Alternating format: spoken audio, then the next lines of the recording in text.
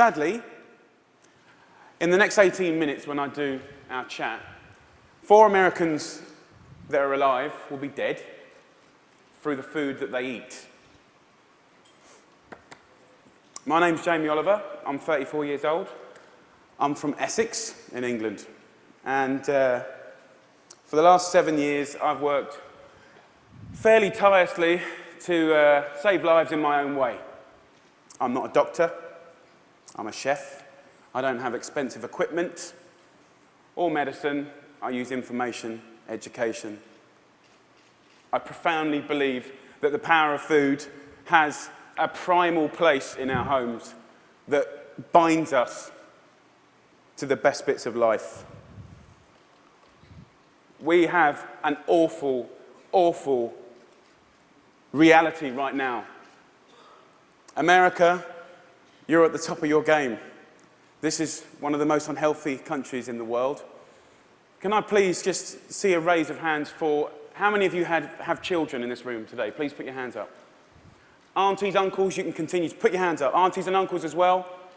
Most of you. Okay. We, the adults of the last 4 generations, have blessed our children with the destiny of a shorter lifespan than their own parents. Your child will live a life 10 years younger than you because of the landscape of food that we've built around them. 2/3 of this room today in America are statistically overweight or obese. You lot, you're all right, but we'll get you eventually, don't worry. Right? The statistics of bad health are clear, very clear. We spend our lives being paranoid about death, murder, homicide, you name it. It's on the front page of every paper, CNN. Look at homicide at the bottom, for God's sake. Right?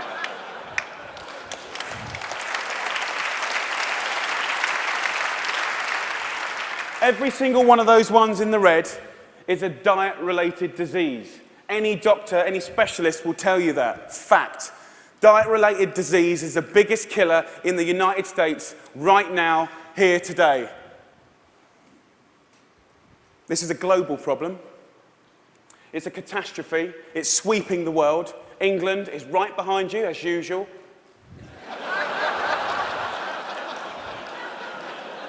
I know they were close, but not that close. We need a revolution. Mexico, Australia, Germany, India, China, all have massive problems with obesity and bad health. Think about smoking. It costs way less than obesity now. Obesity costs you Americans 10% of your healthcare bills, $150 billion a year. In 10 years, it's set to double, $300 billion a year. And let's be honest, guys, you ain't got that cash. I came here to start a food revolution that I so profoundly believe in. We need it. The time is now. We're in a tipping point moment. I've been doing this for 7 years. I've been trying in America for 7 years. Now is the time when it's ripe. Ripe for the picking. I went to the eye of a storm. I went to West Virginia, the most unhealthy state in America. Or it was last year. We've got a new one this year, but we'll work on that next season. Huntington, West Virginia, beautiful town. I wanted to put heart and soul and people, your public, around the statistics that we've become so used to. I want to introduce you to some of the people that I care about. Your public, your children. I want to show a picture of my friend Brittany. She's 16 years old. She's got 6 years to live because of the food that she's eaten.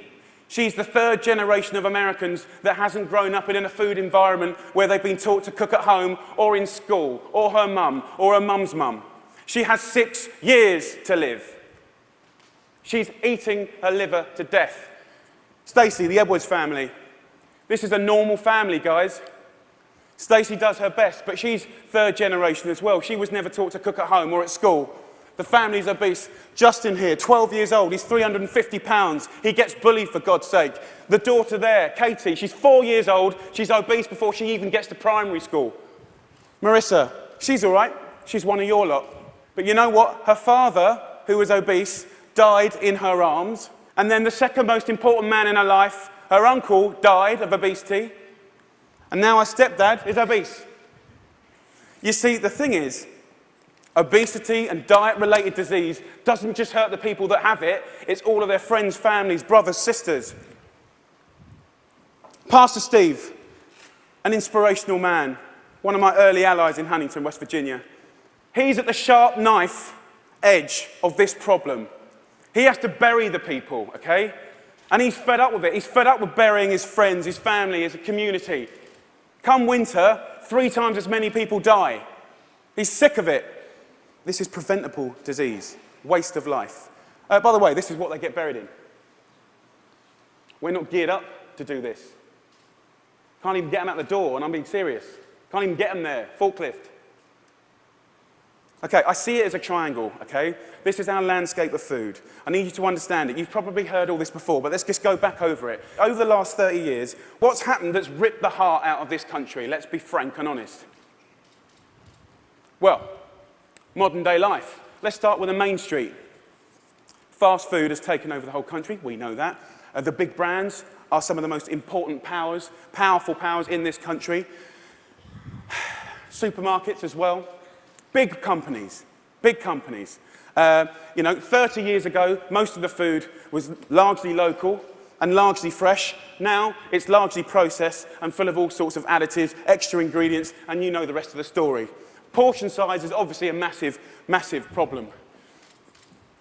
Labelling is a massive problem. The labelling in this country is a disgrace. They want to self-police themselves. The industry want to self-police themselves. What, in this current climate? They don't deserve it. How can you say something is low fat when it's full of so much sugar? Home. The biggest problem with the home is that used to be the heart of passing on food culture, what made our society. That ain't happening anymore. And you know what, as we go to work and as life changes and as life always evolves, we kind of have to look at it holistically, step back for a moment and readdress the balance. It ain't happening, hasn't happened for 30 years, okay? I want to show you a situation that is very normal right now, the Edwards family. Let's have a talk. This stuff goes through you and your family's body every week. And I need you to know that this is going to kill your children early. How are you feeling? I'm just feeling really sad and depressed right now. That, I want my kids to succeed in life, and this isn't gonna get them there. But I'm killing them. Yes, you are. You are. But we can stop that. Normal. Let's get on schools, something that I'm fairly much a specialist in. Okay, school. So what is school? Who invented it? What's the purpose of school? School was always invented to arm us with the tools to make us creative, be able to do wonderful things, make us earn a living, etc., etc., etc. It's been kind of in this sort of tight box for a long, long time, okay? But we haven't really evolved it to deal with the health catastrophes of America, okay? School food is something that most kids, 31 million a day actually, have twice a day, more than often, breakfast and lunch, 180 days of the year. So you could say that school food is quite important, really, judging the circumstances.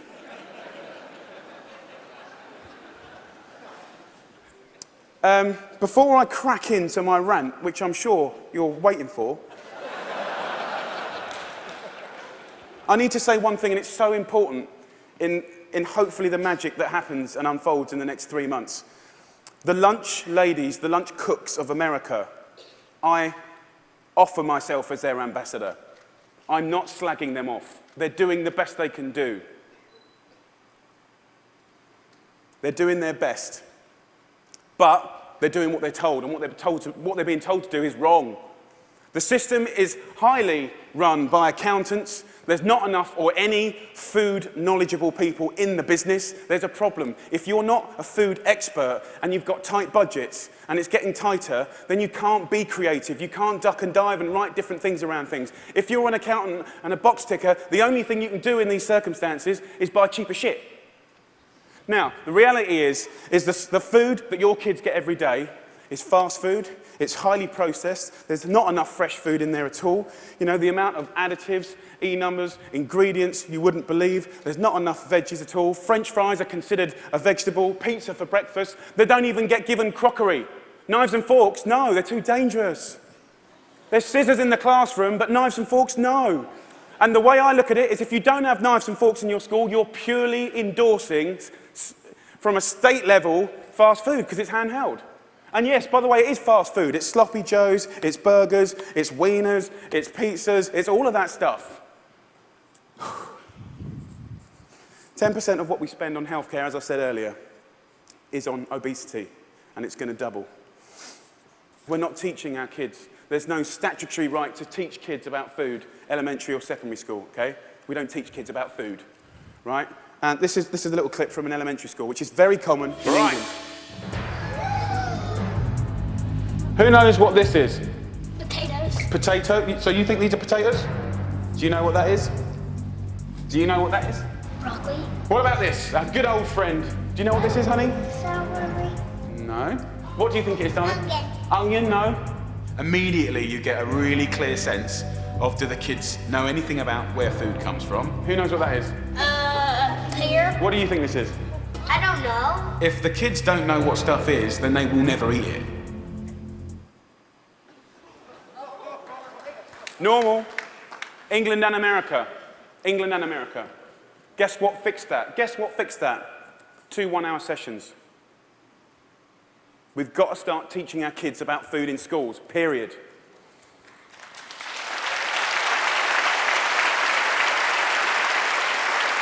I want to tell you about something that kind of epitomizes the trouble that we're in, guys, okay? I want to talk about something so basic as milk.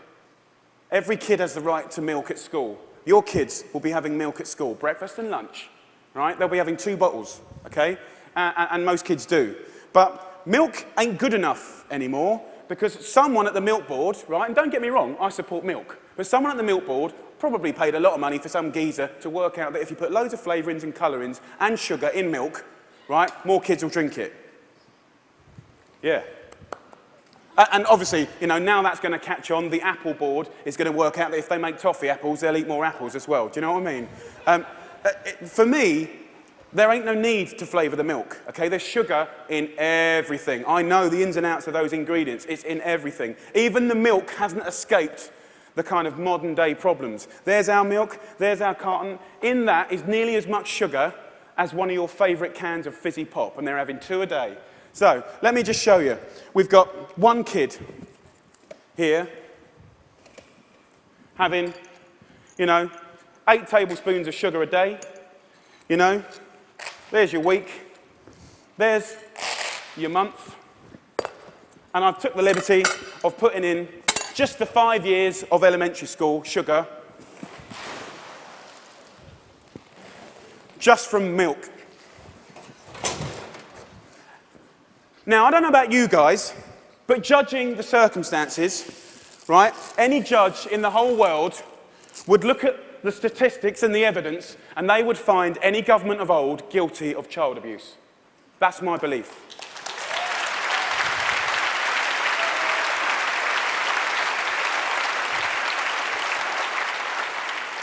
Now, if I came up here, and I wish I could come up here today, and hang a cure for AIDS or cancer, you'd be fighting and scrambling to get to me. All this bad news is preventable. That's the good news. It's very, very preventable. So let's just think about, we've got a problem here, we need to reboot. Okay, so in my world, what do we need to do? Here's the thing, right? It cannot just come from one source. To reboot and make real, tangible change, so that I can look you in the white of the eyes and say, in 10 years' time, the history of your children's lives, happiness, and let's not forget, you're clever if you eat well, you know, you're going to live longer, all of that stuff, it will look different, okay? So, supermarkets. Where else do you shop so religiously? Week in, week out. How much money do you spend in your life in a supermarket? Love them. They just sell us what we want, all right.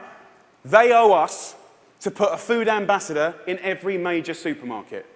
They need to help us shop. They need to show us how to cook quick, tasty, seasonal meals for people that are busy. This is not expensive. It is done in some, and it needs to be done across the board in America soon and quick. The big brands, you know, the food brands, need to put food education at the heart of their businesses. I know, easier said than done. It's the future. It's the only way. Fast food.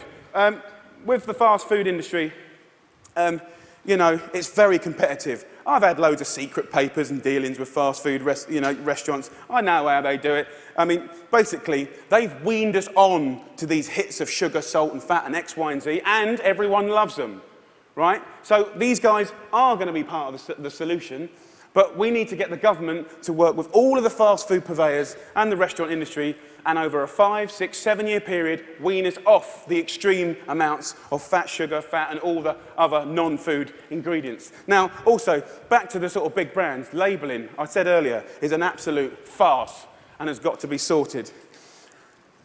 Okay, school. Obviously, in schools, we owe it to them to make sure those 180 days of the year, from that little precious age of 4 to 18, 20, 24, whatever, they need to be cooked proper, fresh food from local girls on site, okay? There needs to be a new standard of fresh, proper food for your children. Yeah?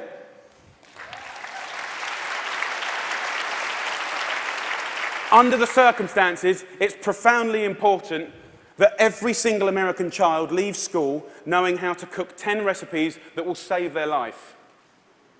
Life skills. That means that they can be students, young parents, and be able to sort of duck and dive around the basics of cooking no matter what recession hits them next time. If you can cook, recession money doesn't matter. If you can cook, time doesn't matter. The workplace, we haven't really talked about it. You know, it's now time for corporate responsibility to really look at what they feed or make available to their staff. The staff are the mums and dads of America's children. Marissa, her father died in her hand. I think she'd be quite happy if corporate America could start feeding their staff properly. Definitely, they shouldn't be left out. Let's go back to the home. Now, look, if we do all this stuff, and we can, it's so achievable. You can care and be commercial, absolutely. But the home needs to start passing on cooking again, for sure, for sure. Pass it on is a philosophy. And for me, it's quite romantic, but it's about if one person teaches 3 people how to cook something, you know, and they teach 3 of their mates, that only has to repeat itself 25 times, and that's the whole population of America. Romantic, yes, but most importantly, it's about trying to get people to realize that every one of your individual efforts makes a difference. We've got to put back what's been lost. Huntington Kitchen. Huntington, where I made this program, you know, we've got this primetime program that hopefully will inspire people to really get on this change. I truly believe that change will happen. Huntington Kitchen, I work with a community. I worked in the schools. I found local sustainable funding to get every single school in the area from the junk onto the fresh food. $6.5 grand per school. That's all it takes, $6.5 grand per school. The kitchen is 25 grand a month, okay? This can do 5,000 people a year, which is 10% of their population, and it's people on people. You know, it's local cooks teaching local people. It's free cooking lessons, guys. Free cooking lessons in the main street. This is real tangible change. Real tangible change.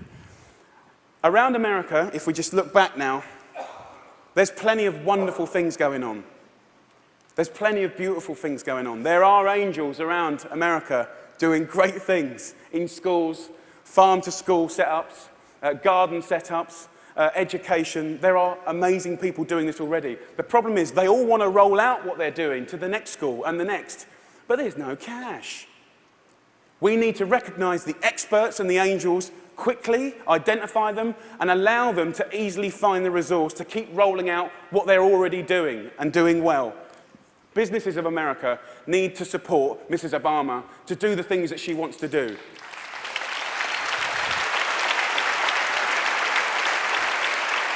And look, I know it's weird having an English person standing here before you talking about all this. All I can say is I care. I'm a father, and I love this country. And I believe truly actually, that if change can be made in this country, beautiful things will happen around the world. If America does it, I believe other people will follow. It's incredibly important.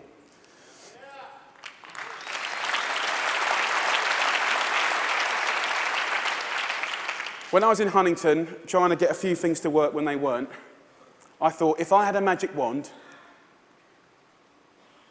what would I do? And I thought, you know what, I'd just love to be put in front of some of the most amazing movers and shakers in America. And a month later, Ted phoned me up and gave me this award. I'm here. So my wish.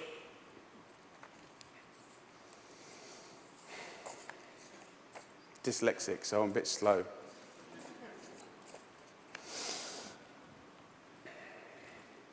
My wish is for you to help a strong, sustainable movement to educate every child about food, to inspire families to cook again, and to empower people everywhere to fight obesity.